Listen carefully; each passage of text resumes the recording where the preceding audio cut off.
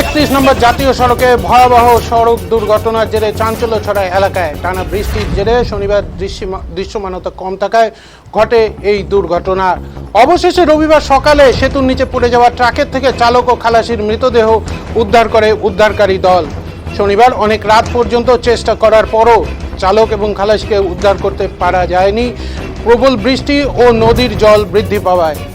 পরবর্তীতে এদিন সকাল থেকে আবার উদ্ধারের চেষ্টা শুরু হয় এবং দীর্ঘ কয়েক ঘন্টার প্রচেষ্টায় উদ্ধার হয় চালক এবং খালাসির দেহ। শনিবার রাতে একটি পণ্যবাহী ট্রাক 31 নম্বর জাতীয় সড়কের মেন্দাবাড়ি সংলগ্ন ভান্ডারী সেতু রেলিং ভেঙে পড়ে যায়।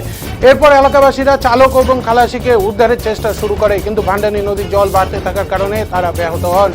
অবশেষে এনডিআরএফ টিম আসে ঘটনাস্থলে এবং উদ্ধার কাজ শুরু করে, কিন্তু বৃষ্টির জেরে তারাও বাধাপ্রাপ্ত হয়। পরবর্তীতে এদিন সকালে চালক এবং খালাসির মৃতদেহ উদ্ধার করে উদ্ধারকারী দল।